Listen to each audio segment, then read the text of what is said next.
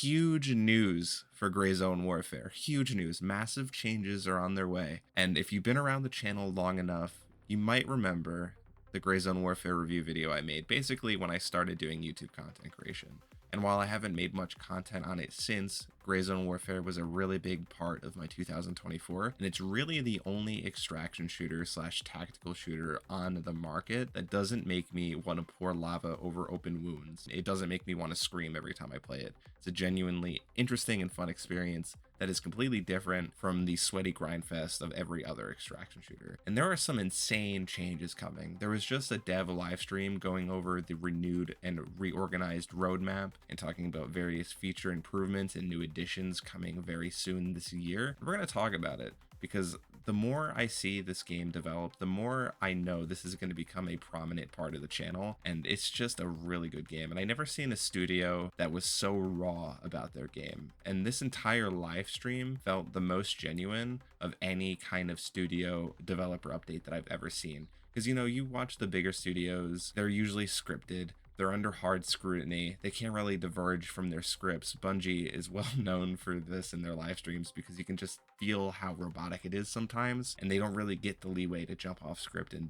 be genuine in their conversations. Now, that's not Flame. All of the developer live streams I've seen are genuinely good, but none of them have felt this raw and genuine like Madfinger Games. The CEO literally, and you'll see what I mean, was like spoiling things where the community manager was kind of uncomfortable and like had to kind of get him to stop talking. Yep. And yeah, whatever. No, I stopped improving the looting. You know, we have like a lot of different new interactions. Stop. Okay, so yep, it's going to be really cool. Yeah, guys. So it was really awesome to see that. So we have a lot to talk about. I'm really excited. And if you like this type of game, feel free to subscribe and hit that bell notification so you can get emails every time I post a video. With that out of the way, let's jump into these updates. The first thing that, and I'm going to butcher these names, I apologize, Jacob and Marek talked about was the switch up of the roadmap. Ideally, the switch up between update 0.3, which was codenamed Dark Revelations and was supposed to come out in spring 2025, which really focuses on lore and storytelling inside of the universe of Gray Zone Warfare. We were really close to that, spring 2025. The update preceding that, update 0.4, called Elite Operator, was supposed to be out in fall 2025, and this was kind of stuff focusing around the player characters and gear and so on and so forth. These two things have been switched, and Elite Operator is now called Winds of War. We will be getting Winds of War in the same time slot Dark Revelations was supposed to come out in spring 2025, and we'll be getting Dark Revelations in fall 2025. So they were swapped, and it seems like Elite Operator was completely overhauled and changed based off of community feedback. And the first big thing that they mentioned is a live weather system.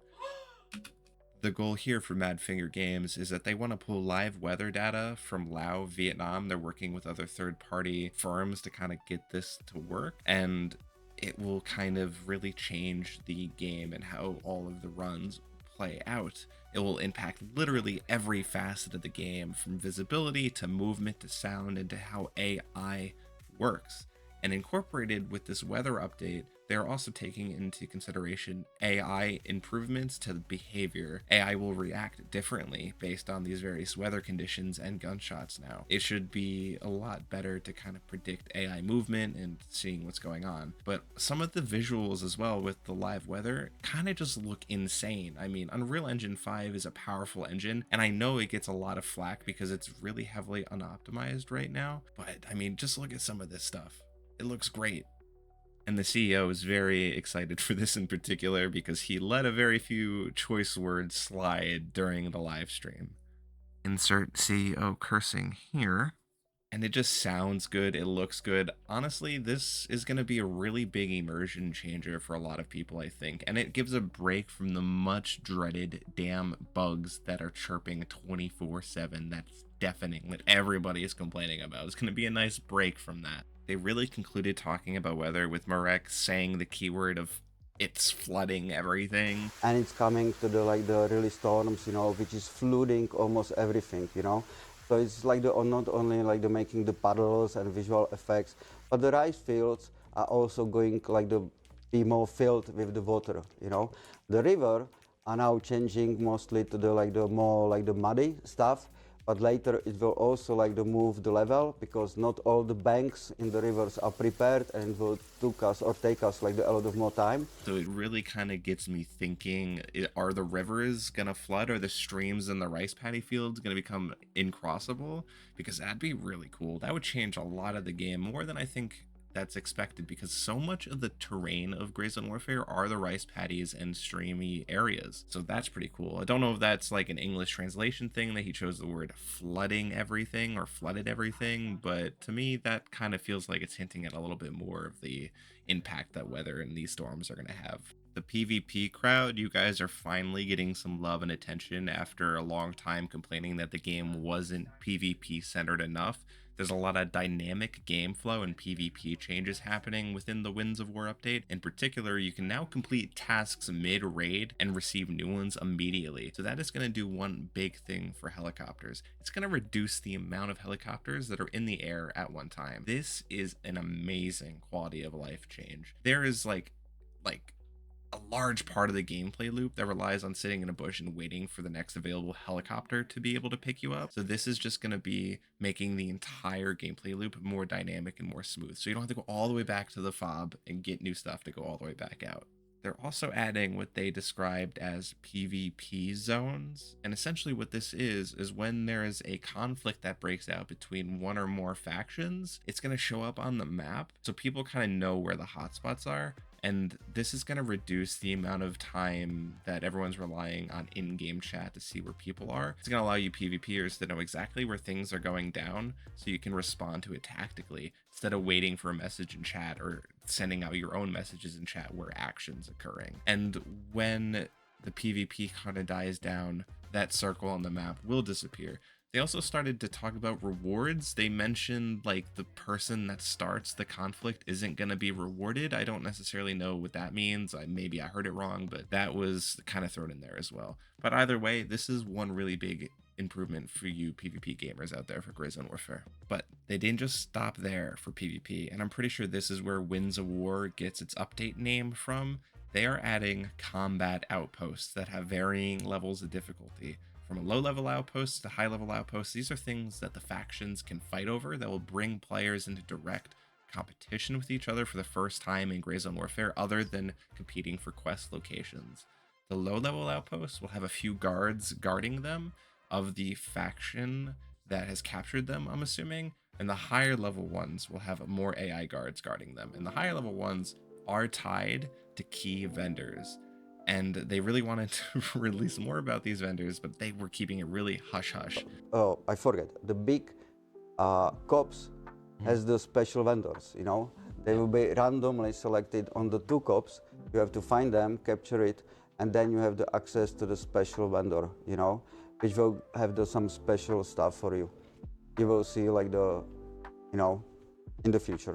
Yeah, we will not reveal so much about the vendor right now. I won't, but they are going to kill me, and there will not be next stream, They kind of just were very ominous, and Marek said, you're going to kind of want this vendor. You're going to want what he sells. So there's definitely going to be some key incentive for some PvP action to capture these high-level outposts if what they have to sell is amazing. Maybe there's only guns that you can get from those outposts, maybe special items you can only get from there. This also incorporates the addition of even more quests to the game, which is pretty exciting because more quest variety is always really awesome. So with Winds of War, we're going to see more quests tied to these changes, and a lot of them probably tied to the combat outposts. So this is really exciting. These combat outposts can also be used as respawn points, adding a level of tactical decision making to the map. Because I mean, if there's a combat outpost close to a really pain in the butt quest, the factions are going to want to compete for those outposts. So this is adding a lot of PvP content for you out there that really enjoy the intense player versus player moments in these type of games.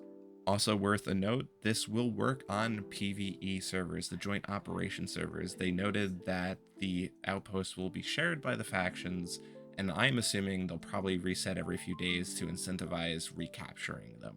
Alongside these monumental gameplay changes, there's also a lot of quality of life features and community-driven additions. First thing that they talked about is the introduction or the evolution of the friend and foe system. Marek and the community manager really emphasized they want to avoid going to extreme UI additions like adding name tags and player cards above your allies, which is very in tow with this type of realistic shooter. So what they're doing is they're going to be making it so you can see the armbands of your faction, and you can only see the armbands on people from your own faction to kind of help limit the possibility of team killing with all of these insane PvP additions. If they don't have an armband, that means they're from an imposing faction and they're not on your side. Marek also is really close to the community, as the next addition to the game is pretty much all community driven, and it stems from all of the discussions about not being able to find your body after you die. Trackers are now being implemented into the game. And what these trackers do is when you apply it to an item and when you die, and if someone takes your gear, you will be able to track them on the map. And the only way the thief can kind of get rid of the tracker, because they won't know what the tracker is on, is either stash it back at the fob or sell it. But this is also a double-edged sword, as all things like this tend to be. The thief can kind of take your stuff but then set up an ambush and wait for you, and you can walk right into a trap and lose another gear set. It's just really awesome to see that this kind of spawned from community discussion, and it further proves that Madfinger Games is paying attention to everything that's being said. Up next, we gotta look at one of the first very expensive items we are to get in Gray Zone Warfare. They're making a push to want to add a lot more crazy expensive things that people who have an overabundance of wealth can spend their money on. And the first thing that we're gonna get our hands on are mortar strikes. Now that kind of sounds crazy, but also really cool. I believe we are only getting our hands on high explosive rounds at first, but they also mentioned smoke and firebomb options to be coming later. Marek kind of mentioned the difficulties that having smoke in Unreal Engine would cause, so they have to kind of work on that and leave it in the incubator for longer. But I'm assuming we will be getting high explosive rounds when this patch and this update goes live. Like I mentioned, this would be very expensive, like $10,000 plus, and you're not able to use them near main bases or if there's any allies in the vicinity of where you want to call in the strike. With the I mean, air tag? let's revisit the scenario where somebody steals your weapon that is tagged and then tries to set up an ambush for you. Yeah, But all of a sudden, mortar shells are falling on your head. You know? exactly. Yes. Yeah. Marek also discussed even more AI improvements to be implemented, like more readable animations such as limping and checking gear. They also talked about fixing AI health, implementing the organ system that players have to AI in somewhat of a different capacity. So, they take damage a lot more reliably and headshots will become more lethal going forward in the future, because sometimes they just don't fall over and die when you hit them right in their temple. Finally, they lifted the curtain probably a little bit too preemptively about the idea of more weapons coming, economy and looting system improvements, so on and so forth, and the community manager had to shut down Morek before even more got kind of teased and spoiled. Interactions. What are you doing? Stop. Stop Okay, there. so Which was both funny and awesome to see, because I loved his energy during this entire stream. It was great. I am super excited. When I saw it the first time, I said oh, fuck, Oh, sorry, whatever, and hey, this is so cool, One last thing that's worth a note is that there's going to be more language localizations being added. So we're supporting Korean, Italian, German, French, Spanish, Czech, Turkish, Japanese, simplified Chinese, Polish, and Portuguese, Brazilian Portuguese.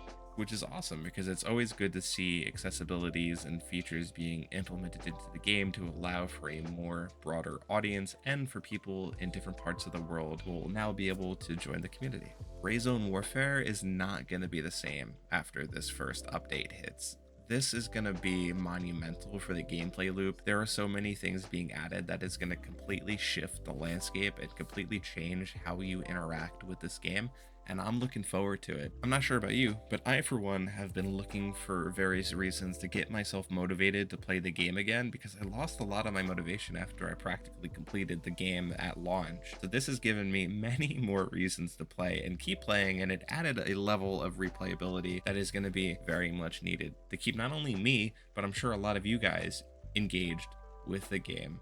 I'm very excited for Madfinger Games. They are really in tune with the community. They are reading everything that we say. So keep going out there, keep having discussions, because if they added trackers and stuff based off of community feedback and made this whole roadmap switch, one can only imagine what they would do if we all have strong voices with constructive feedback to really help shape what this game can become. This is a really strong contender for the extraction shooter space. I mean, honestly, there is no other open world extraction shooter right now that is good. Exoborn is trash. I'm sorry. I had a video idea planned for that and I played it and it was awful. So this is still the only open world extraction shooter that has a shot of maybe even mantling or becoming a close competitor with Tarkov. And this is still early days for Gray Zone Warfare. Expect more updates in the future, and I'm really looking forward to seeing what they do next.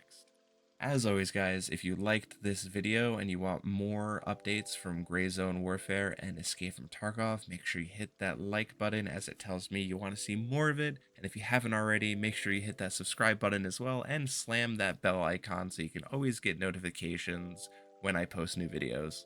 I'm always thankful for the love and support you guys share. I read all of my comments, so if you want to throw in your 2 cents, feel free to throw it in the comment section and let's kind of discuss what we think would be best for this game moving forward into 2025.